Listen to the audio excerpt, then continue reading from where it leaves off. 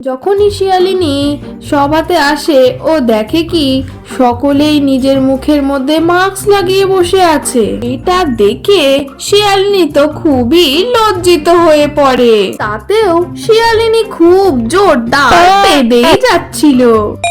জঙ্গলে এক খুব সুন্দর শিয়ালিনী থাকতো, যার কিনা নিজের সুন্দরতার উপর খুবই অহংকার ছিল। ওর সৌন্দর্যে জঙ্গলে যে কেউই দিওয়ানা হয়ে থাকতো। কিন্তু শিয়ালিনীর একটা কমতি ছিল, কিন্তু ওর পেটে সবসময় গ্যাসই হয়ে থাকতো। সবসময় ও পাদ মারতেই থাকতো। ওর পাদে এতই গন্ধ হতো যে কেউই ওর পাদের গন্ধে পুরো অজ্ঞান হয়ে পড়ে যাবে। আর এটার কারণ ছিল ওর খাওয়া দাওয়ার সমস্যা নিয়ে। সব সময় কোনো না কোনো খাবার ওই শিয়ালিনী খেতেই থাকতো। ও পৌষ্টিক খাবার না খেয়ে জাঙ্ক ফুডই, ফাস্ট ফুডই খেয়ে চলে যেত শুধু।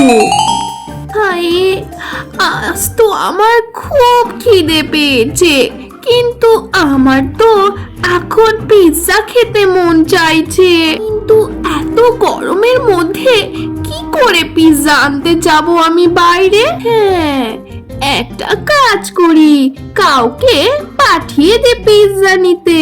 কিন্তু কাকে যে পাঠাবো? শিয়ালিনী খুবই চালাক ছিল। ও নিজের সৌন্দর্যটাকে ফায়দা ওঠাতো আর নিজের কাজটা সে খুবই ভালো মতো করিয়ে নিত। সে ভাবছিল কি পিৎজা আনতে কাকে পাঠাবে, ঠিক তখনই ওখানে এক গাধা চলে আসে। হাই আমার জান, কত সুন্দর তুমি। তুমি সবার সাথে কথা বলো, মাঝে মাঝে এই জঙ্গলের গাধার সাথে একটু কথা বলে নিও। ওহো, আচ্ছা এমন ব্যাপার। কিন্তু আমার তো মনে হয় তুমি বাকি অন্যান্যদেরই মতো বড় বড় খালি লেকচার মারা কথা। ওহো, না না, এরকম কেন বলছো? আমি তো তোমাকে অনেক ভালোবাসি। ওটা তো তুমি গো, তুমি আমাকে কোনো একটা সুযোগই দাওনি প্রমাণ করার যে আমি তোমাকে কত ভালোবাসি গো। ওহো, আচ্ছা তাই? তাহলে আজকে দেখেই নেওয়া যাক তোমার ভালোবাসার পরীক্ষাটা নিয়ে। এরকম কত বললো আর কতই বা গেল। যারা বলতো কিনা ভালোবাসে তারা তো সবাই ফেল হয়ে গেছে। হ্যাঁ হ্যাঁ, একবার তো শুধু বলেই দেখো তুমি। তারপর শিয়ালিনী ওই গাধাকে বলে যে ওর পিৎজা খেতে মন চাইছে আর ও আজকে পিৎজা খাবে। আহা, ব্যাস এইটুকু ব্যাপার। ঠিক আছে ঠিক আছে, আমি তোমার জন্য এখনই পিৎজা নিয়ে চলে আসছি। দাদা তারপর পিৎজা আনার জন্য চলে যায়। শিয়ালিনী তারপর খুব খুশি হয়ে যায়। আহা, এখন আমি পিৎজা খাবো, খুব মজা হবে।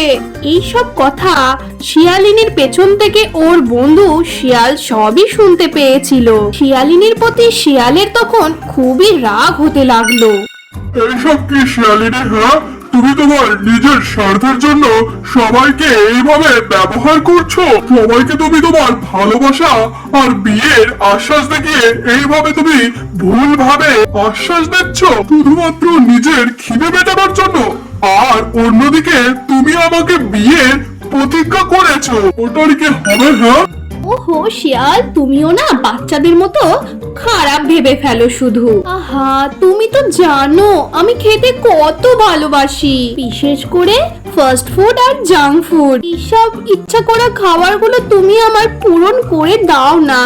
এই জন্য আমি আমার সৌন্দর্যের পাহাড় দেখিয়ে অন্যকে ফাঁসাই আর ওদের কাছ থেকে সেই খাবারগুলো আমি কায়দা করে খাই। আর এইদিকে দেখো তুমি আমাকে ভুল বুঝছো, ভালো তো আমি তোমাকেই বাসি, জানো তো।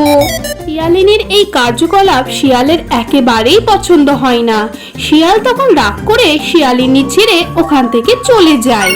কিন্তু শিয়ালিনীর এর জন্য একেবারেও দুঃখ হচ্ছিল না যে শিয়াল ওকে চলে গেছে ছেড়ে। ও শুধুমাত্র খেতেই ভালোবাসতো আর খাওয়ার জন্য ও যাকে তাকেও ছেড়ে দিতে পারে। তারপর ওই গাধা শিয়ালিনীর জন্য পিৎজা নিয়ে চলে আসে, আর সেই পিৎজা পেয়ে শিয়ালিনী গপাগপ খেতে থাকে আর পাদ মারতে থাকে। গাধা তখন ওর পাদের গন্ধে পুরো বিরক্তি হতে থাকে। ওহো, এ কত বাজে পাদ মারে! এর পাদের গন্ধ তো আমি কোনো জন্মেও শুনি না, এরকম গন্ধ বাজে। ঠিক আছে ঠিক আছে, তুমি পিৎজা খাও শিয়ালিনী, বুঝছো? আমি একটু ঘরে যাচ্ছি, আমার একটা কাজ মনে পড়ে গেল। আচ্ছা, কিন্তু তুমি তো বলছিলে যে আমার সঙ্গে তুমি সময় কাটাবে। হ্যাঁ, কিন্তু আমি তোমাকে বলছি না যে আমার একটা কাজ মনে পড়ে গেছে, আমি তোমার সাথে কালকে দেখা করবো তো। আচ্ছা, তবে ঠিক আছে। তবে কাল তুমি দেখা করতে আসার সময় আমার জন্য বার্গার নিয়ে আসবে। হ্যাঁ হ্যাঁ, ঠিক আছে ঠিক আছে। শিয়ালিনী তখন বুঝতে পারে যে গাধা ওর পাদের গন্ধেই ওখান থেকে পালিয়ে গেল। আমি তো জানি তুমি এখান থেকে কেন গেলে, কারণ আমার পাদের গ্যাসের গন্ধেই তুমি পালিয়েছো। করব, খাবো আর গ্যাস ছাড়বো না। আর তোমাদের সকলের ভাগানোর সব থেকে এটা একটা ভালো মজাদার সুযোগ। না হলে আমি কতজনকেই বা আর ভালোবাসবো আর কতজনকেই বা আর বিয়ের আশ্বাস দেব, আমি তো মরেই যাব। শিয়ালিনী পিৎজা তো খেয়ে নিল, কিন্তু রাতের বেলা ওর শরীর তখন খুবই খারাপ হয়ে গেল। তখন বদহজম, গ্যাস আর পেটে প্রচুর ব্যথা শুরু হয়ে গেল। পেট তো খুব ব্যথা করছে। কি করব, কার কাছে সাহায্য চাইবো? এদিকে তো পাদের উপর পাদ বেরিয়েই যাচ্ছে। শিয়ালিনী তারপর মাঝরাতে শিয়ালের কাছে চলে আসে আর ওর কাছে এসে সাহায্য চায়। কতবার বলেছি তোমাকে যে পুষ্টিকর খাবার খাও, কিন্তু কোনো কথাই শোনোনি আমার তুমি। ওহ, কত বাজে গন্ধ পাদ মারছো। ওহ, তুমিও এরকম বলবে তো বাকি সবাই আমার কি বলবে? আহ, আহ, বেশ বেশ ঠিক আছে, তুমি চিন্তা করো না, আমি দেখছি কিছু করা যায় কিনা। শিয়াল তখন শিয়ালিনীর চিকিৎসার উপায় খুঁজছিল। এবার তো শিয়ালিনীর পাদের কোনো কন্ট্রোলই হচ্ছিল না। ওর শরীর তখন খুবই খারাপ হতে লাগছিল। যেই যেই পথ দিয়ে শিয়ালিনী যাচ্ছিল সেখানে ও এত বিষাক্ত গন্ধ ছাড়ছিল যে ওখানে টেকা পুরো দায় হয়ে যাচ্ছিল। আর ওর পাদের গন্ধ এত বিষাক্ত ছিল যে যে কেউ ওর পাদের গন্ধে পুরো অজ্ঞান হয়েই পড়ে যাবে। আর যারা যারা ওকে ভালোবাসার দাওয়া করতো তারা তো ওর থেকে পুরো দূরেই সরে যাচ্ছিল। ও, কত বাজে গন্ধ পাদ মারছে! এর পাদের গন্ধ তো পুরো জঙ্গলে পুরো ছড়িয়ে যাচ্ছে, পুরো টেকা দায় হয়ে যাচ্ছে গুরু। হ্যাঁ, ঠিকই বলেছিস, এমন গন্ধ ছাড়ছে পাদে, আমাদের মনে হচ্ছে জানটাই না পুরো নিয়ে নেয় ও।